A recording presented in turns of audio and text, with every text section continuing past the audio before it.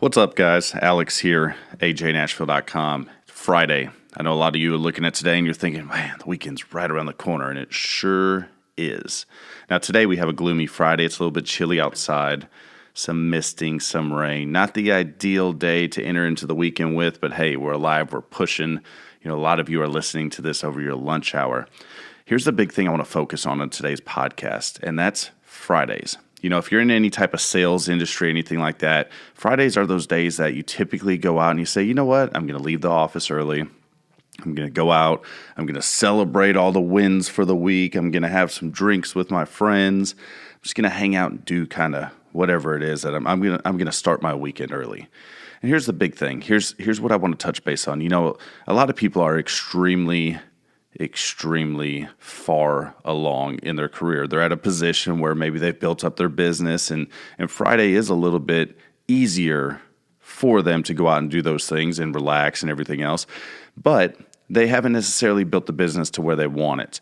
Or you have the opposite end, which is the newer people who are new to whatever industry they're in, and they're kind of following suit. Everybody else is taking off for Friday. They're going, they're partying, they're running up to the local watering hole.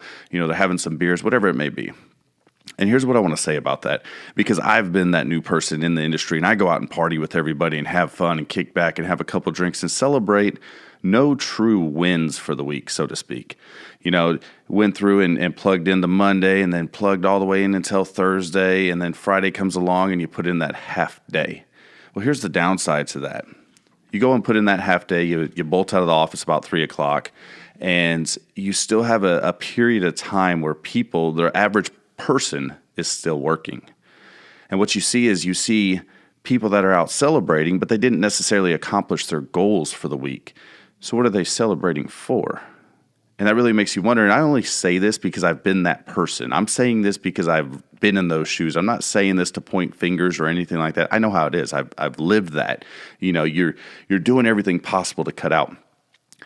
But the fact of the matter is, we go to the office each and every day and do the things we do in order to provide the most that we can for our families. Or if we don't have a family, it's hopefully to put in a solid foundation to build a career path that is going to create success for the future. I mean, let's face it. Nobody wants to be 60, 70, 80, 90 years old and still having to work because they made piss poor decisions back in their younger years. Everybody wants to get to that point where they're like, hey, you know what? I can finally retire now because I've done enough to allow me to live comfortably.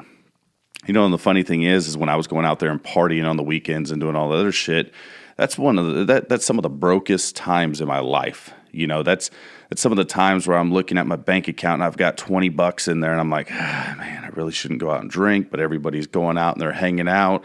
I'm going to go to it and I'm only going to have a couple beers, and a couple turns into a couple more, and pretty soon you're overdrafted in your bank account.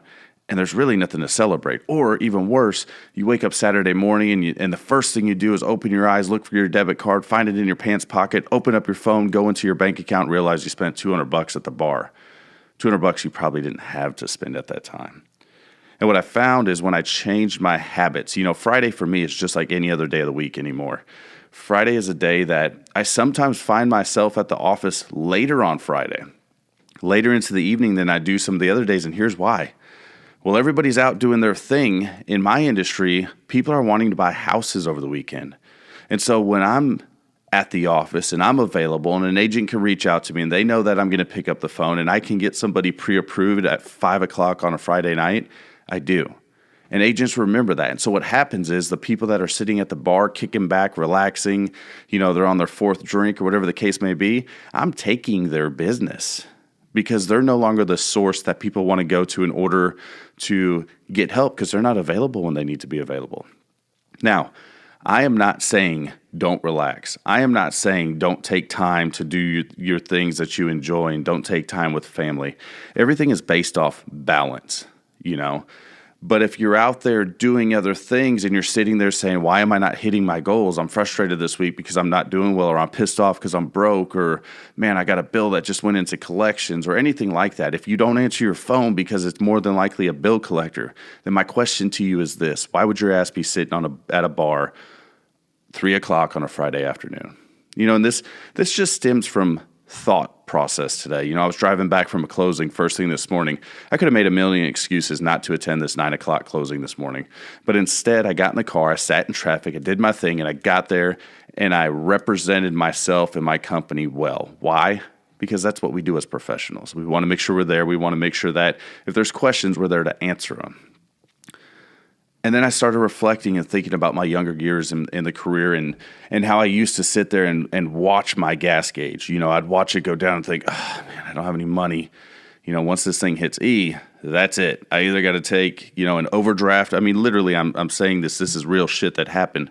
Overdraft out of my bank account to put gas in there. You go and you overdraft or get whatever couple things you need to get first, and then it only charges you $1, so it puts your account, $40 in the negative, and then payday's next week, so you're going to get that $35 overdraft fee, and then you're going to kind of glide through the week with no money, and boom, Friday comes and your money's back. I was thinking this morning, maybe that's the reason why I was so skinny back in the day. I just didn't have money to be fat, or I'm sure that's not the case, but I'm just using that as an extreme example.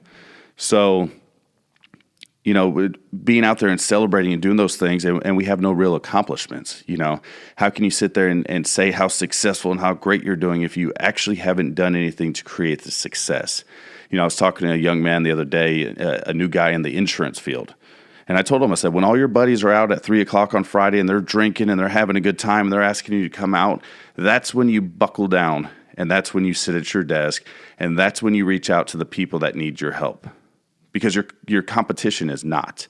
Your competition has forgotten about those people. Your competition is more worried about the cute girl behind the bar or the hot guy tossing the bottle down the other end of the bar, whatever it may be. And the thing is it's hard. It's really, really hard to tell your friends, no, you know what, I got to knock some things out today. But what's even harder?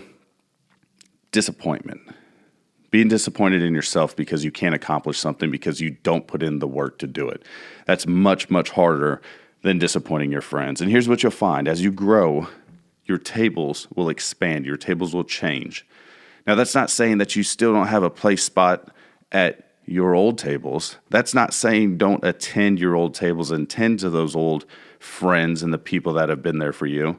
But your tables start to change. Your company starts to change. You start surrounding yourself with more successful people that have the same ideas. And so now you find yourself in a position where on Friday, 6 o'clock, you're picking up the phone and calling your buddy down the road. And he's like, man, I'm still knocking some things out for the day. I'll catch up to you on Saturday.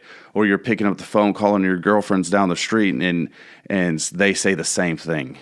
Because they have the same thing in mind, and that success. They want to reach that next level. They're sick of being broke. They're sick of not reaching their goals. They're sick of not providing for their family.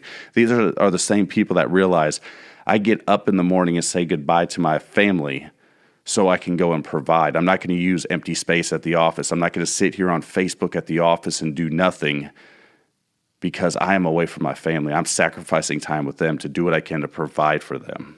And that's what a lot of people don't get. And guess what? I get it. I was young too. I was in a position where I knew I could turn it on, turn it off, turn it on, turn it off. I need money. Let's do it. I don't. Okay. Or, hey, I'm going to get a fat paycheck at the beginning of the month. Let me kick my feet up. Let me not do the things I need to do. Why? I'm going to get paid. I can live off 10 grand, for a few months. It's all good. No worries. But then you find yourself in a vicious cycle, the ups and the downs and the, I'm broke, I'm rich, I'm broke, I'm rich, I'm broke, I'm rich. And no real stability. The biggest thing is you disappoint the people that believe in you that are around you. I had a lot of managers back in the day that were like, dude, you got so much more potential. Why are you just fucking off doing whatever you're doing? I took it for granted. I had the potential. So in my mind, I'm like, well, I'd turn it on whenever I need to and turn it back off. Well, what does that do to them? What does that do and put them in a position where they're looking and they're saying, hey, I need more out of you, but you're not providing more for them. You're the backbone to the team, but you're not acting like it. That's a huge disappointment for the people around you. Bear in mind, too, Friday is still part of the work week. If your work week is composed of 5 days, Friday is one of those 5 days. That's by all technicalities, 20% of your work week. That's a massive number. Imagine taking a test and your test was automatically scored 20% less than what you actually got. Well, you got a 90%, you take 20% off, you're at 70%, guess what? You failed. That's basically what the week looks like. Even if you plug in 100% throughout the week and do nothing on Friday, you've performed at an 80% rate. And that's just a kind of a cheap way to look at it. You have to be willing to continue to push forward and do the things you don't want to do in order to get the things that you want further down the road. I'm not asking you to sacrifice all your time. I'm not asking you to take vacations. If you've earned it, do it, go take it. The other thing is that you have to look at is balance. And that's the vacations that we're talking about. That's making sure you put in the work and doing everything you need to do, but still enjoying the fruits of your labors. Like I said, I'm not telling you to get up at 7 o'clock in the morning, go to bed at midnight and work the whole time. That's not what life's about. Life's about enjoyment. But when it's time to get shit done, do that. Get shit done. Commit to success, commit to pushing forward, commit to anything that it is that you have to do. And instead of making a bullshit excuse of why you can't be somewhere or why you can't do something, commit to it, get after it, and get it done. That's the only way to live. That's the only way to truly achieve the success that you're wanting to see in life. If you're not willing to do that, then you need to step back, reanalyze your goals, reanalyze your priorities, and see what it is you need to do to accomplish whatever your dreams are. People's dreams are different. The people in the office next to me have different dreams and aspirations than I do. The people that I hang out with sometimes, they have different dreams and aspirations than I do. The fact of the matter is, it doesn't matter how big your dreams are, how small they are, you have to commit to accomplishing them. So once again, today is Friday. Get out there, get after it, keep pushing, accomplish your dreams, do the things you want to do to be successful. Don't worry about everything else. Put blinders on everything else that's going on around you. Worry about you. Worry about accomplishing your goals. I hope you have a fantastic Friday. I hope this message hits you right in the heart and you do exactly what it takes to be successful. Thanks again for tuning in. We'll talk to you Monday.